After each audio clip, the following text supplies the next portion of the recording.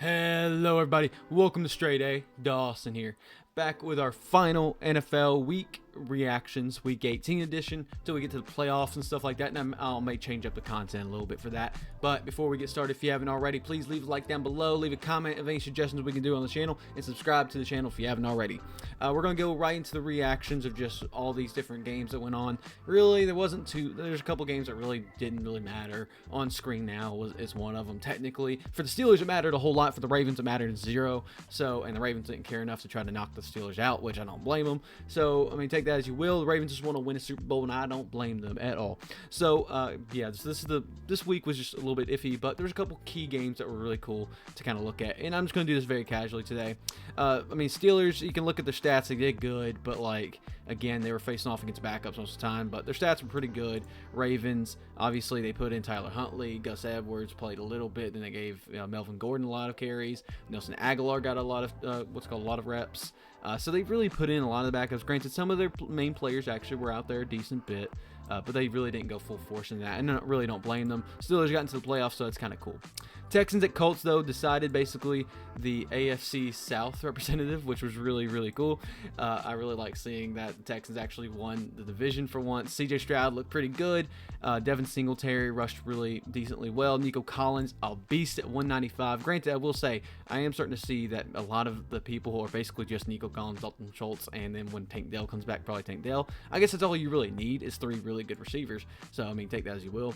Defense from the Texans didn't look as great. I mean, it was fine. It was good enough. Colts, I can't really diss on the defense of the Colts too much. The defense actually held up decently well. Jonathan Taylor was a beast out there, 30 carries, trying to maintain that lead. Gardner Minshew and that poor, oh man, I forgot his name already, but that last play when it was supposed to be a chuck down, basically first down, easy, did not happen.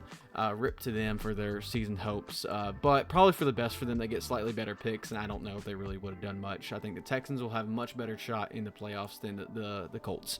Otherwise, okay across the board. Defensively, it looked fine. Honestly, I liked seeing the Colts defensively against the Texans here, but otherwise it wasn't great. And how about just a total collapse of the Jags? Honest to God, man, this was awful. This is not a good performance from Trevor Lawrence. And I saw a video where like, hey, maybe we should start having conversations about Trevor Lawrence. And it's maybe kind of valid. I think he's got one more. I mean, obviously he's got one more year on his contract, but like one more year of like, okay, is he more than like an Andy Dalton type player for the like foreseeable future? Like always going to be a starter, but kind of like a mid starter almost. It's really bad. And running game, of course, wasn't anything. Calvin Ridley was pretty up there. Evan Ingram, always a good target though for Trevor Lawrence. And defensively from the Jags, also they're kind of falling apart. And one of the comments from one of the videos before said that Jags have been hurt all season, and I don't. Everybody's kind of playing hurt because they were trying to maintain so much, and it kind of goes into the whole Bengals thing of like they made Joe Burrow play for so long, and ended up just making it worse for him. So maybe the Jags need to take a page out of what they did, or out of what the Bengals did, and I don't know, rest their players a little bit and not make the same mistake again. Ryan Tannehill came out, played fine. Derrick Henry's possibly last game in Tennessee. Don't know if they're going to re-sign him or where he's going to go. Love Derrick Henry. King Henry had a great last performance there, and he got a lot of love from the Nissan Stadium crowd. Had a lot of friends go to the game, so it's from all the videos and everything they sent us. Looked electric, so man, that's really awesome.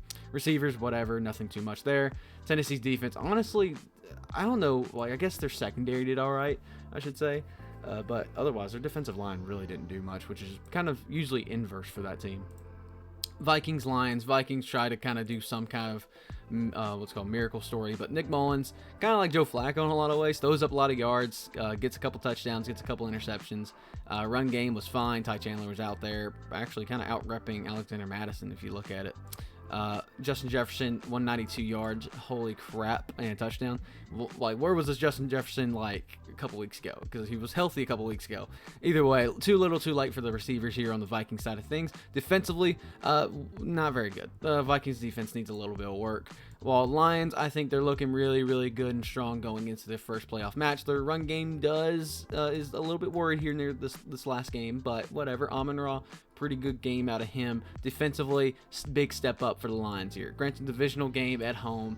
We'll see how that kind of panders out, how that actually ends up going out with the playoff race, but we'll see. An absolute demolishment. I mean, gosh dang. The Falcons, they finally fired Arthur Smith. About time. Put up a lot of yards, a couple touchdowns, interception, which was fine. No run game, though. Bijan was the leading receiver, though. I really didn't realize how many yards he actually started putting up at some point. So, Scott Miller, second most yards in the game. Drake London got a couple targets, too. A few targets. Defensively from the Falcons, they're just not the same secondary they once were. I mean, it's either the defensive line or their secondary does good, and it just does not coincide with each other. Derek Carr, pretty good game from him. 4-touchdown game is pretty nice. Kendre Miller was out there because of what's called Alvin Kamara's injury. Jamal Williams also got a few reps. Actually got more reps, but just way less efficient, so it's kind of curious. Receiving wise, the Saints do a pretty good job of giving love to everybody, so pretty good there. Saints defense, pretty damn good too. Doesn't show from stat wise, but the Saints actually look really good against their opponents here, and now the Saints made the playoffs, and that's really, really awesome for them. I didn't expect that from the Saints really too much before. Then you got the Jets, who really, this seems really like, oh, how did they win 17-3? Because Trevor Siemian did nothing. It was absolutely awful. It's because this man right here, Breece Hall, carries the New York Jets. Easy. Carries them. Obviously, nobody in the receiving game does well. And also the defense of the Jets did really, really awesome against the Patriots, who also struggled. I did not watch this game, but obviously with some of the pictures here, you can kind of tell it was not the greatest game for these teams, which again, you can't really judge the receiving too much for the Colts right there. So it really came down to who had the better running backs, and evidently Breece Hall is probably better than all of these other running backs combined. But so you got to give a little leeway, but either way, it was demolishment from the Jets against the Patriots. The Patriots defense didn't do much at all. So I mean, take that as you will. Jets, they maybe have something to prove, but they have at least a good leg to stand on. Maybe the QB, they can take that 7-10 to make it 9-8, 10-7, 11-6. Who knows? Especially with the offseason. Who knows how far they can go. Bucks defeating the Panthers. I actually did watch this game just because I was so invested in Baker Mayfield, who didn't do very well at all. Rashad White did fine. So, like, how do you go 9-0? Well, it's because you just make consistent plays down the field, kick a field goal, run the ball with 3-yard gains, and let your defense do all the work against a really crappy Bryce Young-led Panthers offense. Because look at that. Like, gosh dang pitiful game. And this wasn't even snowing. So, Chuba Hubbard sure did something. DJ Chark got more yards. Adam Thielen's now kind of irrelevant on that offense. Defensively for the Panthers, they're fine, but there's so much wrong with their defense, I can't even go into it. Bengals beating the Browns again. Game that really didn't matter too much. Jeff Driscoll started this game, whatever. Pierre Strong Jr. did actually fairly well, considering. David Bell also pretty good, but pretty much no starter started for the Browns, which is fine, fair enough. Browns defense mostly fine across the board, not many starters there. Jake Browning did great. I shouldn't say great, he did good. Joe Mixon, really good game for on the ground. Then you got a bunch of receivers. Defense of the Bengals did fine. It's really hard to talk about some of these games who had a bunch of backups in, with the Bengals trying to win and possibly give themselves a chance for the playoffs. Then you got another game I watched, and I was like very sad because I was really riding the Bears hype train here. I was really hoping they squeak the Panthers out of the playoffs, but tomato. Justin Fields just didn't have the game he needed to have. The run game wasn't doing anything well. DJ Moore was about the only person getting open. Cole Kmet was actually getting a couple crucial plays, but otherwise kind of silent from them. Bears defense, which has normally been lights out, did what they could, but not with the line or the Bears only putting up 9 points. And Jordan Love went out there and absolutely had a game. He went out there and he made it look like the Bears game week 1. Simple and to the point. Aaron Jones actually being healthy and good looked good. Jaden Reed in the air looked amazing. Like, everything clicked right for the Packers, and their defense fell behind a little bit, but even with the Bears playing okay defense, it just did not matter. The Packers had it won from the get-go, and it was just a shame to see. Another game that really didn't matter. You can tell my enthusiasm for all this if you can't tell. Obviously, even my I'm kind of like leaning down, hunched over, like, because like I just had no motivation to talk about many of these games. Because I mean, Dak Prescott, he did great.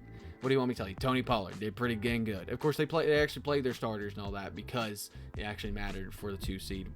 Like in a very weird situation. CeeDee Lamb did amazing. Who would have thought? Defense from the Cowboys did fine. They did good. Good for the Cowboys. Like, I don't know what you want me to tell you. Sam Howell looked like shit out there. Ron Rivera's finally fired, so that's good. Run game was nothing. Terry McLaurin, he's relevant, I guess. He's been kind of doing good for the last couple weeks. Commanders defense, absolutely fucking nothing. Yeah, let's get out of that game. I hate that game. I hate this game too. I didn't watch any of this game. I did watch a little bit of this game. I didn't watch. Here's the description of my watching of this game. I turned it on, said, okay, maybe we can get something going. Then realized, oh wait, maybe we can't. And then I saw what's called Sean Payton. I was like, great, you bench our Russell Wilson, and I don't agree with that. And I just did not have the emotional capacity was not there for me to watch this game, even though we did all right, because Jarrett Stidham actually apparently looked pretty dang good. From the highlights I saw and from everything I did see, Jarrett Stidham actually looks like he could be a good, fine quarterback. I don't know if he's really going to pan out, but whatever. Our run game continues to be pitiful. Granted, we were behind the whole time. Then you got the receivers, Brandon Johnson, pretty cool. He got a lot of love there. Jerry Jeudy, Javonte Williams, also some good receptions there. Where's our Lucas Krull? Didn't get any love though. Love Lucas Krull. Defensively from the Broncos, actually did all right, but not nearly as well. Our secondary really struggled from the looks of it too, because Aiden O'Connell was just dropping bombs on us. Zamir White, also a pretty good game from him. Granted, more so from what's called war of attrition. So defensively though, from the Raiders, looked fine, looked good against the Broncos here. And if you look at our receiving game, or look at the Raiders receiving game, pretty nice and spread out for them. So not too much to talk about. But another game to really talk about is that the Eagles are absolutely fucking collapsing. I don't know.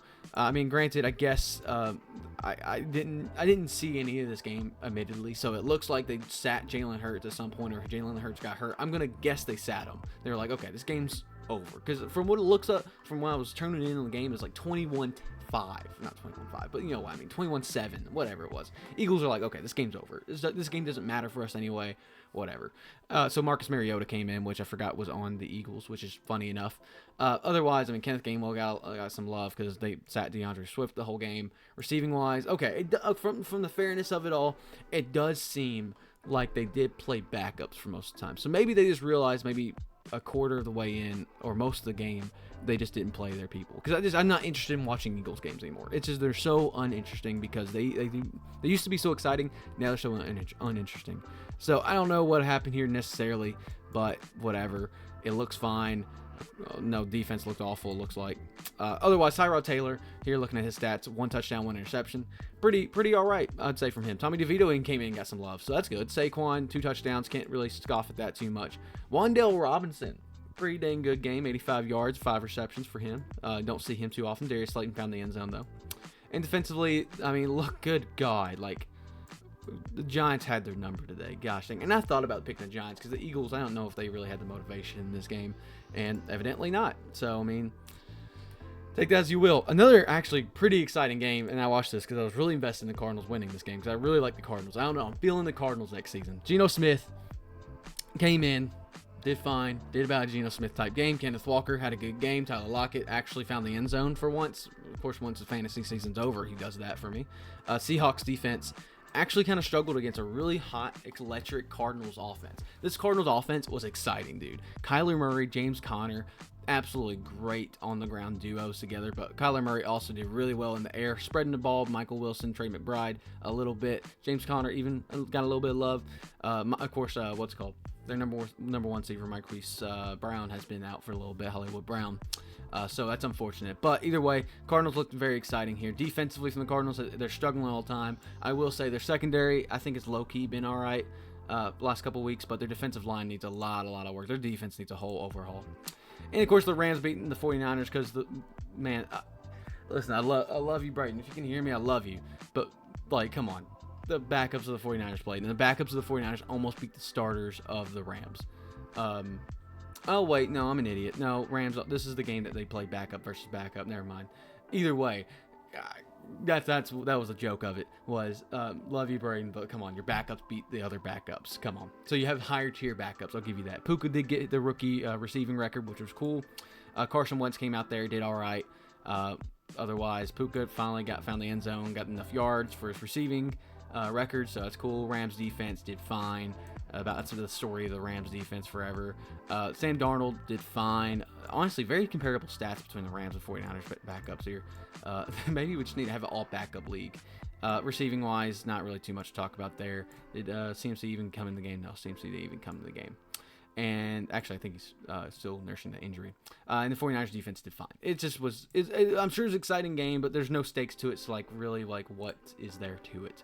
Chiefs and Chargers, caught glimpses of this game, looked awful. Blaine Gabbert was out there, of course, and nobody of the, the Chiefs were out there except for McCole Hardman, who I think gets some starting reps, but I think he's like more like the 3-4, so 3 or 4th receiver. Defensively from the Chiefs, backups-wise, is not very good. Chargers did try to mount something, though. Easton Stick was still out there doing what he could. Did a lot of rushing yards, I will say that. He's got some legs on him. I'll give him that from the things I saw. Donald Parham Jr. continues to be pretty good. Joshua Palmer came out there and played a little bit. And defensively from the Chargers, otherwise not too great. I mean, whatever. This is another crap whatever game. Like, what really matters for this? And then Bills and Dolphins, actually, I don't know. I was watching the game and I had Tom Grossi's stream also pulled up, and I was like, okay, I was listening and watching at the same time while I was doing some other stuff. So I had like 3 different tabs, is whatever. And I don't know. I thought it was interesting enough to kind of keep my attention at times, but then I heard Tom Grossi saying this actually kind of low key like. Not very good game. I thought it was exciting enough. I don't know. I guess I like those more like dramatic games. I guess nothing happened for like a good quarter, so that could hurt it a lot. But Josh Allen, I mean, when you throw up 359 yards, it's a lot of fun. And he did throw 2 interceptions. One really bad interception, I'd say. Josh Allen on the ground, though, continues to be the guy. I don't know. Let James Cook cook or whatever. Let James cook. No, don't let him cook. He's had one good game. Congratulations. And Khalil Shakir caught a very good deep pass from Josh Allen, inflates his stats. Otherwise, Stephon Diggs came back a little bit. Dalton Kincaid was involved a lot for once. He hasn't been involved a whole lot this last few weeks, so good to see him back in the shape of things. Bills defense, mostly on the secondary, actually performed very well. Dolphins defense struggled quite a bit. I'm not going to lie. Tua also struggled a little bit. The overall Dolphins did not look like a Dolphins. They had a couple key plays that helped them get a lot of yards, get the touchdowns. But at the end of the day, when they probably played 10 good minutes of football throughout the whole 60 minutes. They probably played 10 good minutes. Like 1/6 of the game, they probably played well. Otherwise, they just didn't look very well. Tyreek Hill got enough yards. Everybody was like, "Oh my gosh, is he going to get like 200 plus so he can get the record?" No, no way. Defensively, again, it looks good, but they struggled at times. Like, most of these picks were not really, these were kind of handed to them. At least one of them was. I can't remember which one, but at least one of them was pretty much handed to them. Sacks-wise, like, I don't know. It just didn't, the Dolphins defense not impressed. The Dolphins offense just struggled a lot of times, and they couldn't really get anything going. Granted, Tua is starting to use more of his weapons outside of Tyreek Hill and Jalen Waddle. Of course, without Jalen Waddle there, he had to use other people. Even Chase Claypool got a reception for 3 yards. Congratulations, Chase Claypool. Otherwise, it was just kind of, it was a rough game for the Dolphins. And honestly, at times a rough game for the Bills, but the Bills played more consistently good and smart football, even though the Dolphins had more explosive, exciting plays. Either way, before we get into anything, I'm going to pull up the playoff picture. Actually, can I just pull it up now? Boom, look at that. I'll even zoom in a little bit. There's the playoff picture currently. You're going to get our full thoughts here later this week when we get all the boys together to make our brackets and show our brackets and all that. And they'll probably do also our game-by-game predictions. I don't know how that exactly work. I'm still planning ahead.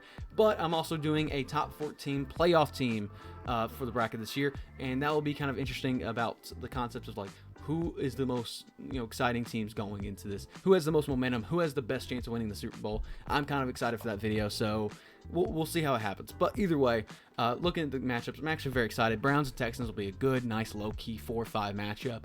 Dolphins, Chiefs, 2 teams that have struggled a lot this season.